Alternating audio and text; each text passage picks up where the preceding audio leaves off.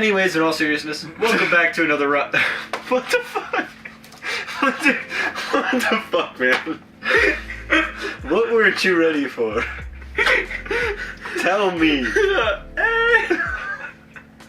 But anyways, in all seriousness, welcome back to another Raunchy review. In this episode, yes, we watched fucking Fant4stic. It was as unenjoyable as the last, 2 times Bryce made me watch it.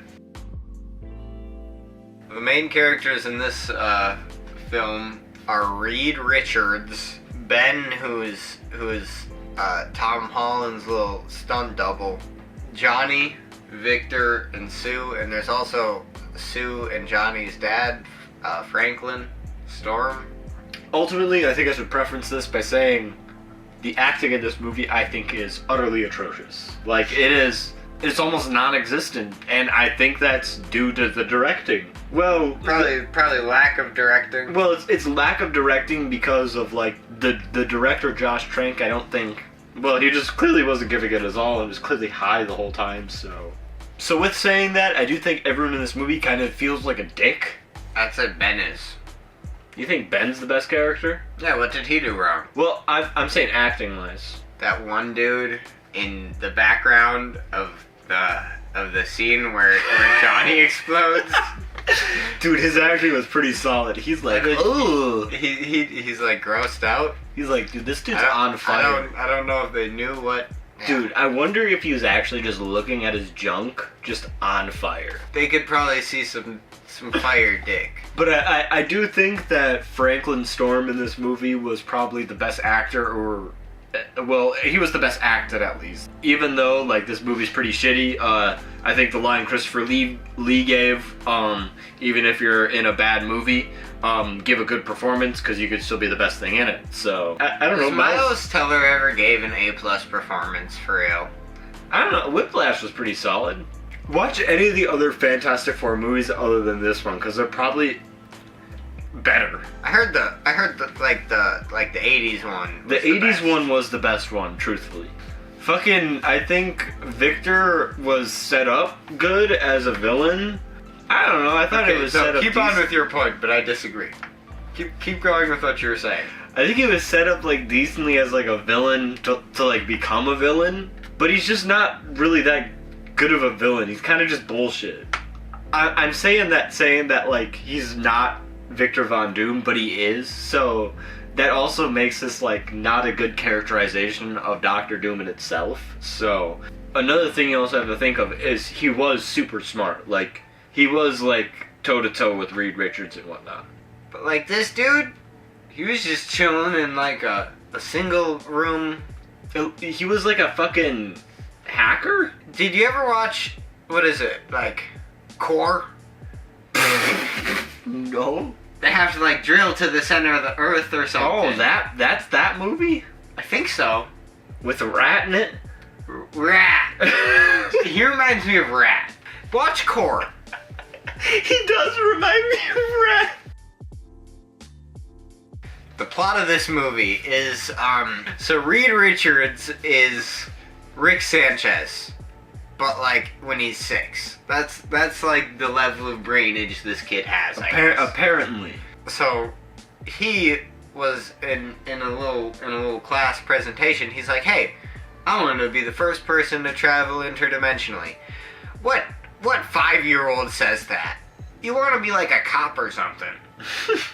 Or in the beginning, the kid wanted to be a football player. Yeah, he wanted to make $10 million a year.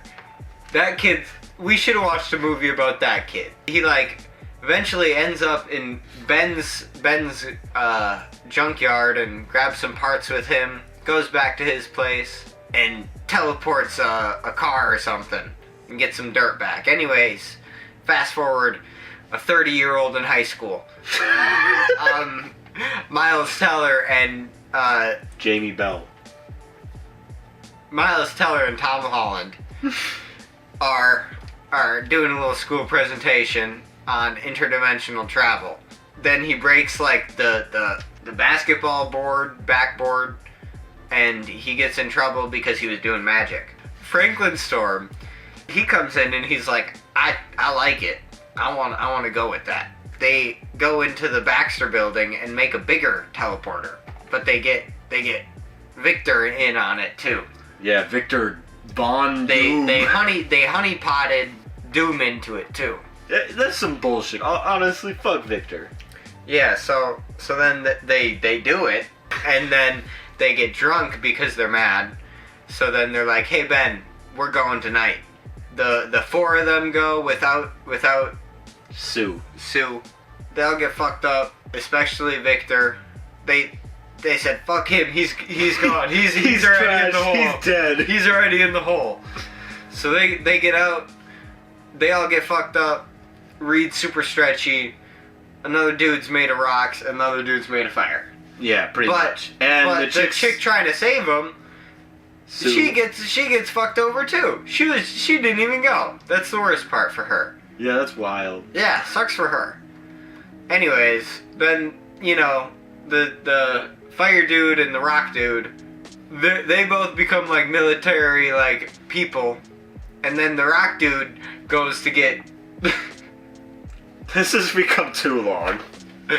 The rock dude goes to get Reed, and then eventually they make another portal, and they go back, and then Doom's there. Oh, he lived! He lived! He looks There's like a 3-minute final battle. Dude, actually. he looks It's not like big. Doom looks like a trash bag got melted over him. You know those iRobots? He looks like if that had like a trash bag on it. I said they had the final battle already. Yeah, there's a final battle. There's a giant-sized fucking crater in the world. Yeah, they saved like 98% of the world. Pretty much. I guess the last thing I want to say is about the plot is this is a bullshit ass plot, honestly. That's terrible. Clearly they took whatever they came up with before with the Fantastic Four movies and shoved it into this one because they clearly didn't have an ending. I think all the stuff that they do with the body horror elements is actually pretty solid. And truthfully, I think that everything before the 1-year time jump is not that bad. It could have been worse. It could have been worse. Besides, like, the acting and the script. Besides that, it wasn't terrible. Like, the story and, like, the way they ground it in reality works, I think, for the idea they were going with for the Fantastic Four, but once you hit that 1-year time jump, it's like, why do that? Like, why aren't you filming every single day of that? Why aren't you showing every single day if it's not important to film, then why aren't you filming it, right? I think all the green screening in this movie looks fucking terrible. You can tell whenever Miles Teller is on a green screen and whenever they are on Planet Zero or the bullshit dimension they're in. There was the one shot that looked good, and it was when they finally like look over the cliff, and it's the shot of them face. That wasn't too bad. That was like a good shot, but that was pretty much it. It was like they put all the time into that shot. And clearly most of their money was put into the Thing, and he doesn't look horrible for being a fully CGI character. I do think that one of the things that they wanted to keep was Jamie Bell's eyes. So those are his, like, real eyes that, are in the motion capture. See, I believe that.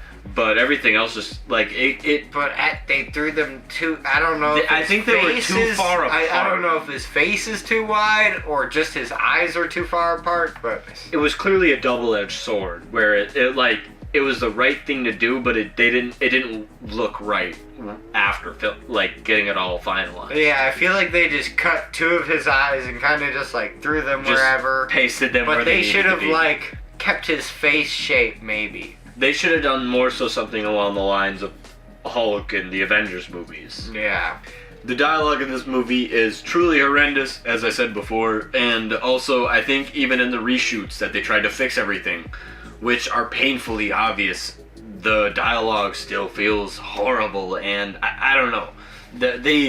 This movie clearly just feels rushed, and it can show, and it shows in the filmmaking, so. So this I thought was funny. Sawyer pointed this out. Fucking Sue Storm is honeypotting in the beginning of this fucking movie, man. She's honeypotted. That bitch has got to go. Also, I saw the Thing sleeping on tires. Like, why the fuck is he sleeping on tires? Like, could they not afford, like, just... An actual good bed for him? So the Thing's catchphrase from the comic books, it's clobbering time. In this movie, I think, is they're trying to create an origin for it, which they don't need to. Well, if you do it better than this. Because in this, it's his brother's way of beating him. He says, it's clobbering time. They should have used that phrase in a different way, like maybe having the origin being it in baseball, like how it was in the comics. Sawyer, are you ready for some fantastically fucking facts? Stan Lee apparently declined to make it a cameo in this movie. No way. So the last thing that I wanted to bring up was that the behind the scenes stuff of this is actually probably the most interesting stuff about this movie. Go watch anything about this movie that is about the behind the scenes. There's a lot of stuff being Josh Trank is being a recluse or like being erratic, being high on set as well as Miles Teller, and even Miles Teller and Josh Trank butting heads and almost trading blows at one point in the movie.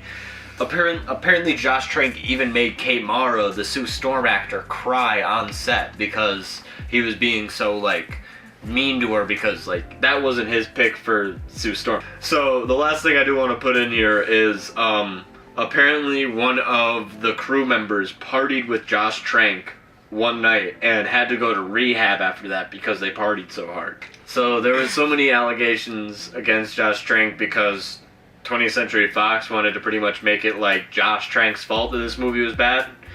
But generally, I feel they both share a lot of fault at why this movie is as bad as it is.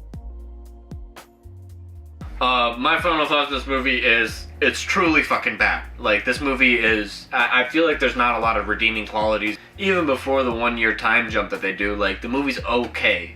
And okay, like, that means the movie can get better or can get worse.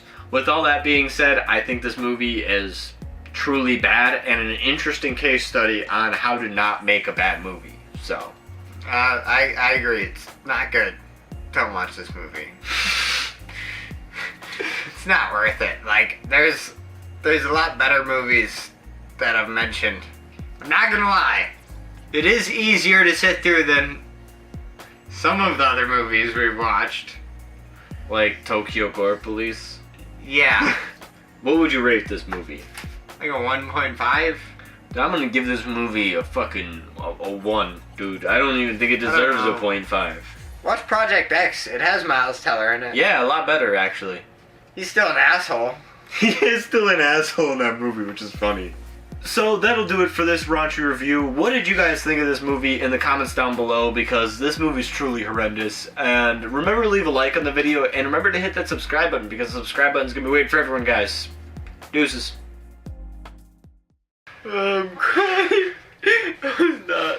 Briz, you didn't prepare me for that shit. I didn't think it was fucking necessary. It was funny. It was good.